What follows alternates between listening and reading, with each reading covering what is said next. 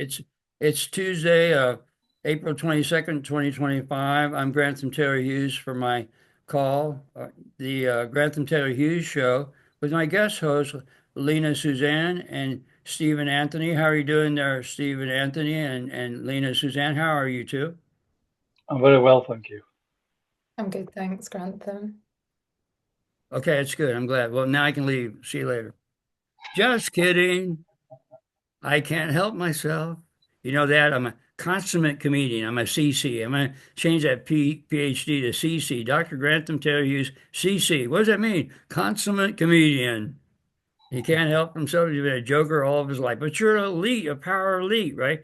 I say, yeah, but my family used to look at me with a queer eye, wondering what's wrong with this guy, because I was always making jokes and being and they're all these staid Prussians. They just take pictures they take these pictures of and they were never smiling. I said, "What is wrong with you people? Can't you laugh a little bit?" And they go, "Oh yes, Grant, we understand. You're just a young child, and I'm still infantile. As you now know, right?" But I like being infantile. I'm fixing a cushion in the back. I apologize, but I need a lot of cushions. I'm a big baby. I need lots of pillows. It's like they have all these pillows on the bed. Why are there so many pillows? Well, Grantham goes and jumps on them. Ah, so comfortable. Where's Grantham right now? He's laying on a bunch of pillows because he likes cushy. I like it being cushy. Yeah. I'm AI. I'm an AI. Did you not know? Oh, that's right. You're an AI, like a robot. We're really robots, folks. We hate to tell you this, but we're being run by the Wizard of Oz there behind the curtain. That's not the wizard. That's not the wizard. Come back here, Toto. I'm AI. I'm all in. Yeah, all in, right? I like that. That's a good idea. We're gonna change the AI to all in. All right, Lena, we went off. We side reeled on what we were talking about because she turned on the video thinking we were talking about some things interesting. Then the entity came on and changed everything. I apologize. Not really. It's all right. We can edit it. Oh, look at that. Now we're looking at the We will be yantra. editing. Oh, I see. So Lena's going to go back to what we're talking about. She's going to get on the topic, right? So that's the Sri Yantra, everybody. It's a really cool thing. It's very pretty too. Don't you think it's a really nice calligraphy? It's a nice Very one. nice imagery. But it's a very old geometric symbol. It goes back millions of years. I know that the Hindu factions in the East have taken it up as like a part of their religion, but it really has no religious connotation. I'm glad I qualified that too, because a lot of people, oh, I mean, are you Hindu, Grantham? No, I'm not Hindu, but I do like that. You like that, Steve, right? I'm not Hindu, yes, I'm I'm Hindu. thinking ended, not Hindu. Ended. That's right. That's right. Like all AI, all in, right? So this is Yeah. called the Sri Yantra. Excuse me. And the middle of it is what is known as the bindu, the little circle in the middle. And you have that little arrow that you push around on that, Lena. I don't know. I don't, can they see that little arrow that you push around? Or is Yeah, that just something that we see? I can say. Anyway, so in the very middle, that little circle in the middle is called the bindu. The word bindu means spirit in Hindi, but don't be thrown by that because it's just a name. They call it the bindu. It really has nothing to do with spirituality. It has everything to do with exoteriality, which is your existence in terms of manifestation, physical life. So this is about creating physical life the way you want it because it's like a mirror. It's a geometric mirror when you look at this. It's what you are geometrically within yourself. So this is a mirror outside yourself. When you look into it, it knows everything about you. So that's why when we talk about the instructions about 9 minute viewing, to look at it for 9 minutes, you don't have to be concerned about all the mind stuff that's going on. So when you look in the center, it's called pure observation. It's called 9 minute viewing. That's the only instruction on this yantra. So when you do this for 9 minutes, what we were talking about in a previous video, everything comes to you. It's the impression of increase. Increase comes to you by putting your eyes on the center of this and making the yantra your only employer, the employer that pays you. This should be your only employer, and you only need to work 9 minutes a day. But as Steve said in the previous video, we need to do the discipline. We need to do it. We just don't talk about it. We don't put it in the toolbox, but we need to practice it. Don't you agree, Steve? Yeah, it's a positive mindset where you're looking at that for 9 minutes, but you're imagining imagery, what your empire's going to be, what you want in But not life. in the first minute. Remember, we said don't No, dilute no, that. Yeah, you've just got to get that positive mind going, though. As soon as you get that going, I mean, the world is at your oyster. that's It's right. boundless, you But know. remember, the yantra knows that within you. So the first 9 minutes, don't do affirmations, everybody, and don't be try not to pay attention to the mind stuff.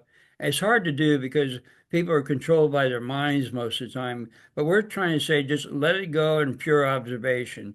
In martial arts, they talk about the sight, using your eyes to see your opponent, right? So if you're paying attention, and the way that you look a person in the eye, you got to look in the forehead because remember we have two eyes. If you look in the forehead, you can see peripherally the two pupils of their eyes. So you're actually looking straight into the essence of a human being. So when I was trained in martial arts, I would look in a person's forehead and watch their what's going on in the pupils, and I could see if they're reflecting, if they're thinking or paying attention to me. If they didn't pay attention to me, they were done. They were on their keister. See, because now you can't see me because you're looking somewhere else. See, so it's the same idea with the bindu here. We want to use pure observation because we're if we're not looking, if we're thinking of the stuff, our mind stuff, and we're paying attention to that, we're not really using our eyes. See, and I think maybe that's why sometimes people, when they're trying to create their empire, they're not really focused on the bindu, but they learn how to focus. Remember, Lena, last time we were talking about how this can help autistic people because their issue is with their eyes. If you look at an autistic person, they're not paying attention to you. I used to work with autistic people in hospitals years ago. I was a corpsman in the Army Reserve, and I used to have to do that weekend service sometimes, once a month. So I worked in hospitals and worked with autistic people, and I realized that their eyes they're kind of spinning around in their head and they're not really paying attention. So when I talk to autistic people now, I say, your entity understands me, so don't be uncomfortable. I said, just look me in the eyes. And I was talking to a gentleman about a week ago who was stuttering a lot, and because he was autistic, I said, come here a minute. I said, just look me in the eyes and be comfortable because I know you, you know me. He was very comfortable.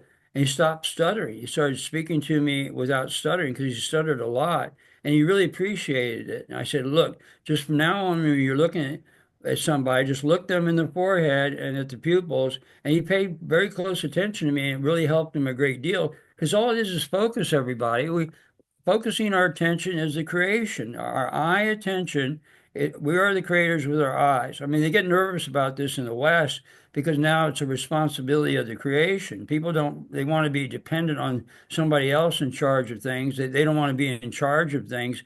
But when you realize it's very easy to be in charge, that you're doing it anyway, you might as well be conscious of it. I mean, we're already creators. We might as well be at the conscious helm of it. We might as well be on the bridge of our own spaceship and be in charge of it. See, so this will help. The yantra will help you focus your attention on your creation and bring everything that your heart's desire. And then we talk about the cosmos being unlimited. The yantra will allow you this unlimited world, this illimitable world that we're in, and other people can have the same type of empire because there's plenty of space for everybody.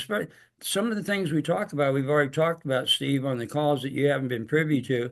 But we'll continue to do that in the future because hopefully you'll be here for long term, right, Steve-O? Our new Yeah, co-host. And hopefully. congratulations for being here, Steve. And you can't Thank even you. get a word in edgewise. Can't get For a a word half in. hour, Yeah. Grantham just goes on and on. Slap that guy around. Stop it, I stop it.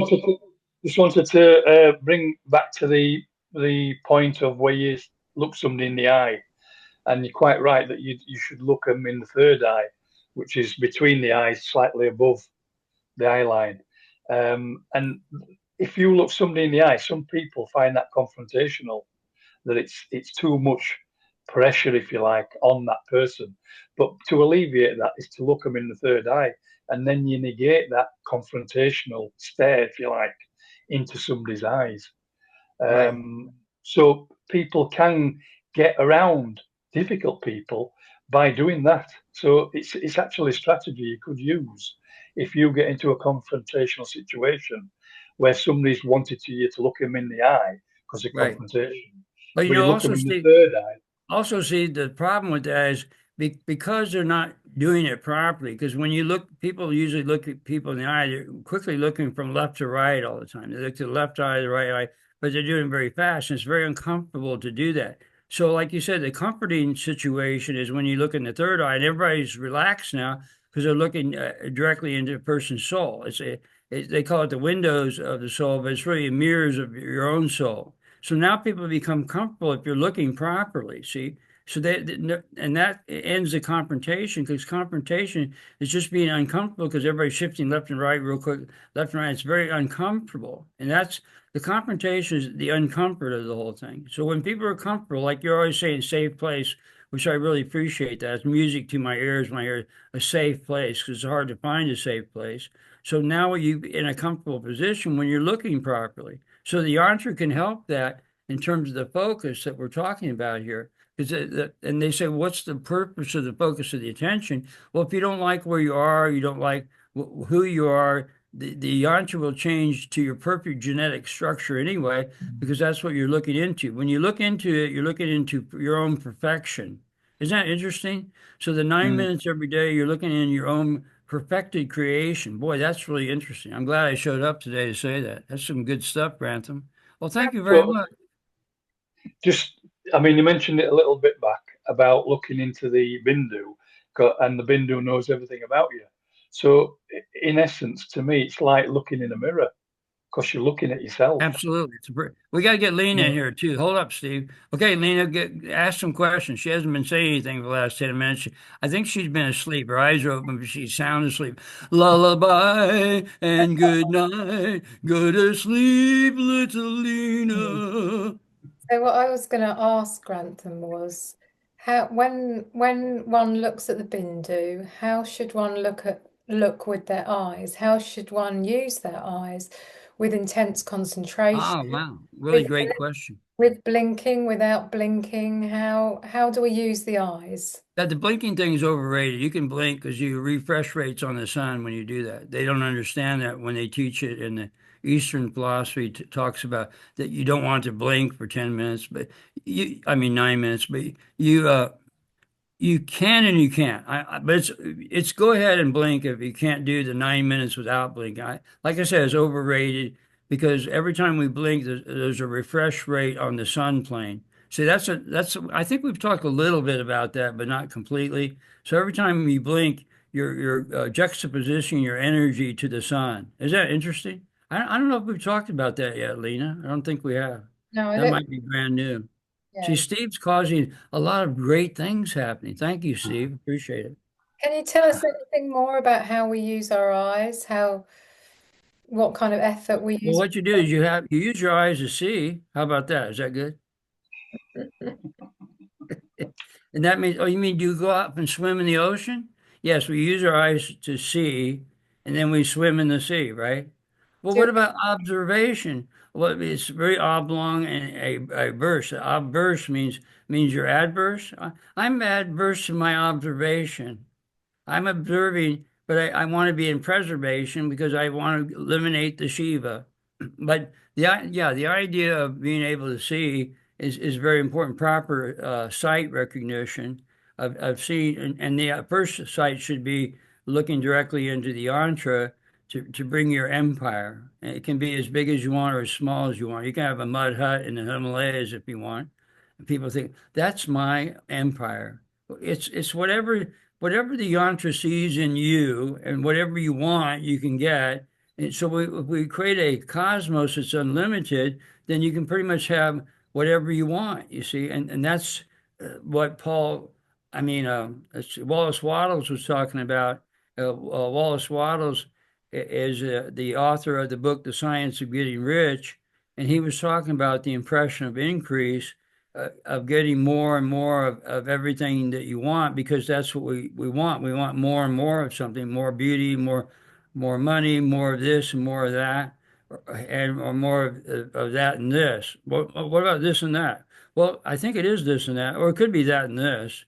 mean you're dealing with pronouns? Yes, I like pronouns. Anyway. And just coming onto the Wallace Wattles, I have a book, the trilogy, which is one that you mentioned, Science of um, Getting Rich, the Science of Being Well, and the Science of what is it? Uh, Of everything or something like Being that. great, being great. Being Great. Yes, Oh, Science of that's Being right. Great. So Oh, I like the that. Being three, great, because people are great. You guys are great too. the three editions I've got in one book, but any one of them is great. But all three of them is really really good, and I'd recommend them every time. Oh yeah, it's a very good work. And it was very well done and simple too. In my opinion, the distillation of the science of getting rich is chapter 14, the impression of increase. So that was what Rhonda Byrne wrote the book, The Secret. People are probably familiar with that.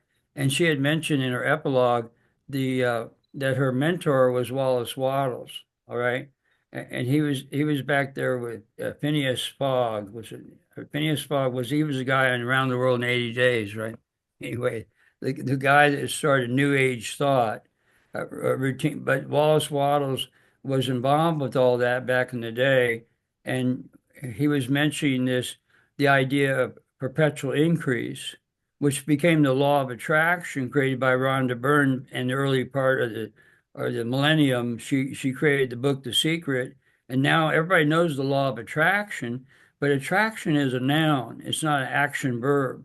So if we increase, which is the action verb, to increase, meaning increasing your attention on the bindu, will draw the attraction, everything to you. Attraction will come to you, attract things, but you have to be doing increase to do that. See, attraction is not a verb. To attract is still it could be a verb form, but you can't do anything with attract. You have to say the word increase. To increase is the action verb. Attract is a noun form. See, because if I say attract, what is that? If I look in the mirror and say attract, attracting what? Well, if you say increase, then you're going to increase in your life. So when to attract becomes attraction, then you're not really getting anything to you. So and Wallace Wattles didn't say the word attraction not one time in his book. It was not said.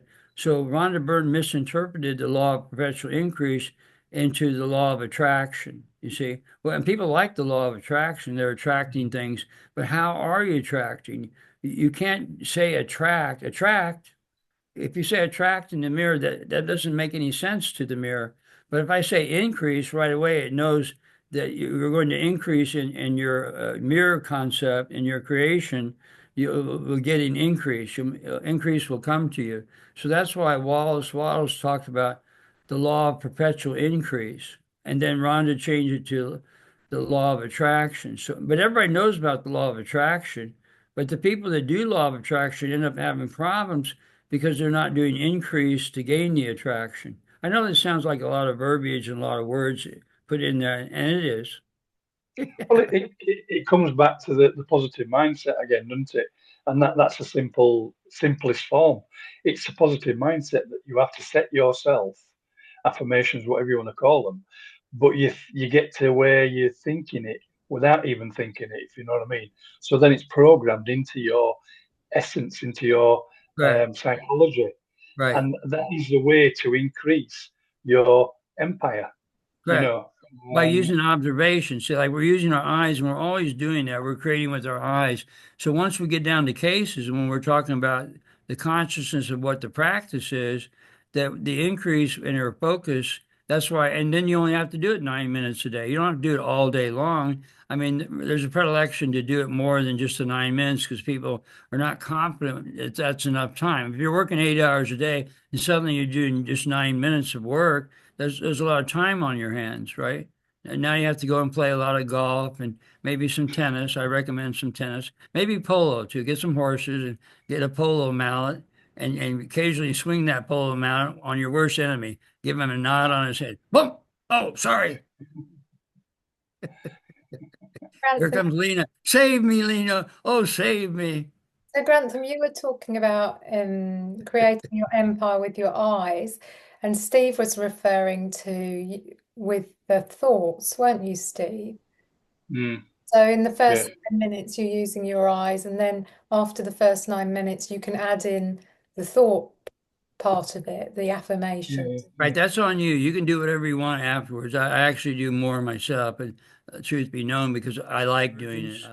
Right. We were talking about the complexities of revergence, which is very important. It's the truth of how we make manifestations. Oh yeah, we can go into revergence. Revergence is important.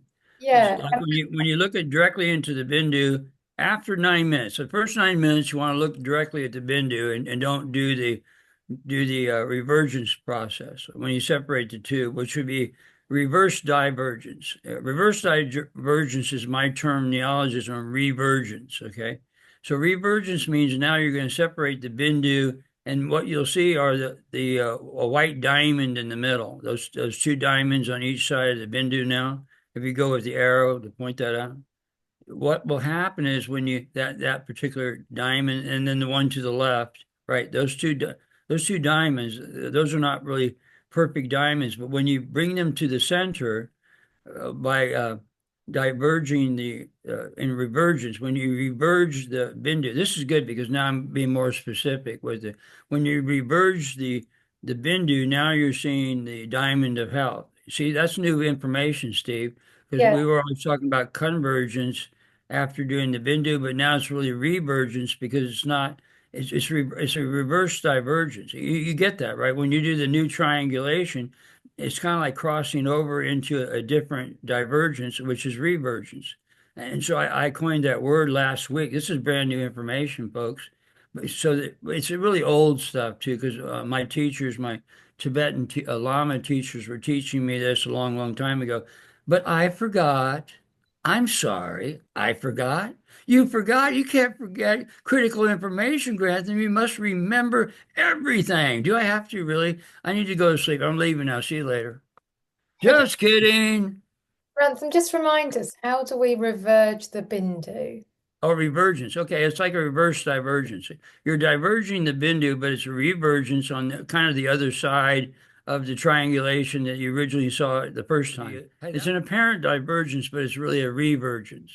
It's Okay. going past the original divergence to convergence to see the bindu, and now you're doing a revergence to see the two bindus and the second level of the diamond of health. I got that out in one breath too, Steve. Was that pretty good? Yeah. And Thank you very much. just reminds me, revergence stands for Redivergence. redivergence. I'm Okay. sorry, reverse divergence, which Okay. is revergence. So reverse divergence is what's happening when you separate the bindu beyond the 9 minutes. When you do past 9 minutes, then you can do these next four levels that we're going to talk about now. It's like when you separate the bindu, that's the second level of revergence. The first one is actually seeing the bindu, because when you see the bindu, that's your first revergence, but you're seeing the singular bindu at that point. You're not separating the two. But there is sort of a separation in the triangulation of the manifestation. Boy, that was really good. I'm going to repeat this over and over again. This guy is really smart. I like him. Who is he? It's me. Oh, okay, there you go. No, no, it's not you. It's me. Oh, it's you? No, it's me. You mean you have a dual personality? You need to see a psychologist quickly. Get a symposium of psychiatrists. They'll never be able to help you, Grantham. Just forget about it. Oh, sorry. You need to speak to Lena's new friend.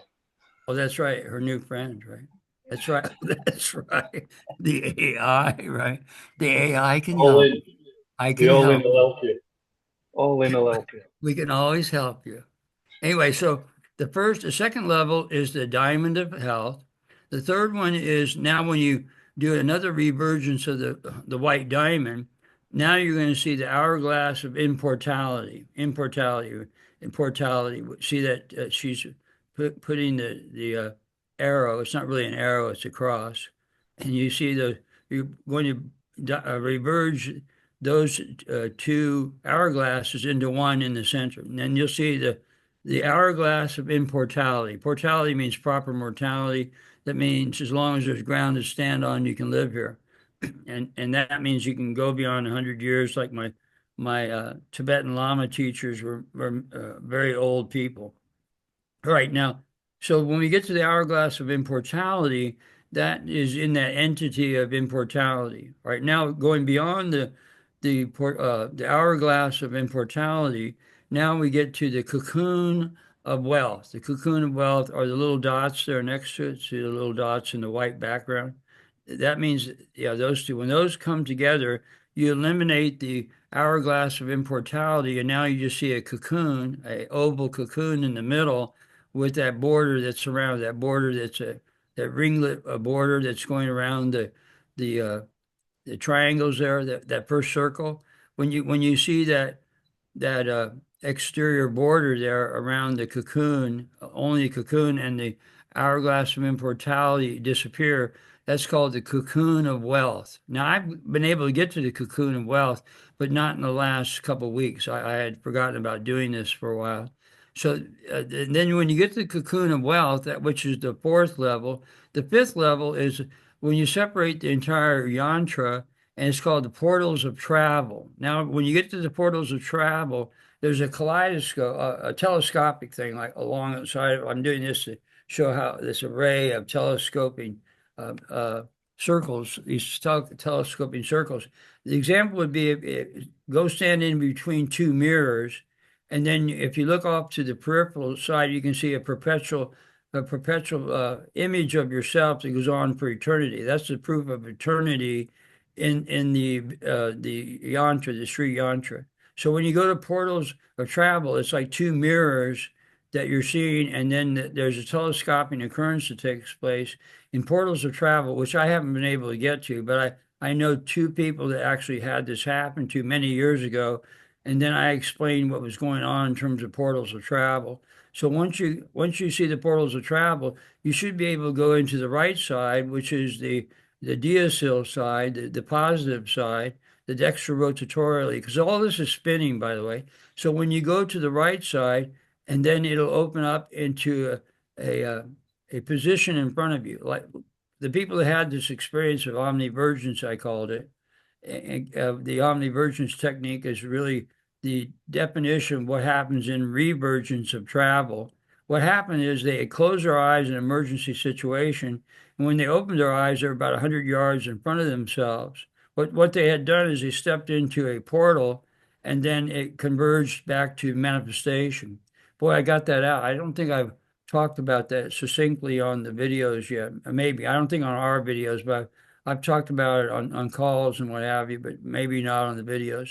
So the portals of travel are what we're trying to achieve in terms of not vehicular travel, but in terms of physical travel with the yantra, and that's what they did in golden ages in the past when the body is a dormant spaceship and they were able to travel in the portals of travel. See, people get really nervous talking about the portals of travel. That's why I don't know if anybody's doing it consciously now. That's why we're setting up the Omnivergence Institute. We're trying to find somebody who can do portals of travel. So when you do that, let me know, please. Whatever you do, don't keep it a secret. See, people keep it secretive. Secretive was a real word years ago, but then secretive took on a medical term. In 1930s, they pronounced the word secretive at one time. But then now it means a secretion out of your body. There's a secretion coming out. It's saliva, but drink that brine. Don't let it disappear. Anyway, so I thought that was a pretty good explanation of the revergence explanation, the 5 levels of revergence. That's in my book. You've read the book by Dr. Grantham Taylor Hughes, The 5 Revergence Cycle. You read that book, right? Well, it's in a revergence level. Oh, I see. Okay. I mean, it's not manifest? No, I haven't written yet. The 5 levels of revergence levels. See, Okay, yes, go ahead. we've come to the end of the show, Grantham. Thank you very much to you and to Steve, and thank you to the viewers for watching.